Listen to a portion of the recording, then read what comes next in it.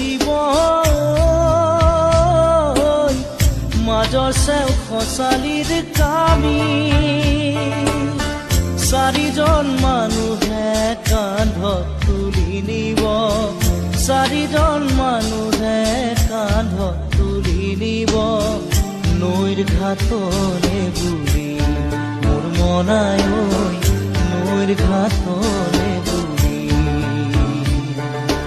দেহৰ ভৰসা নাই বুজিছানে নাই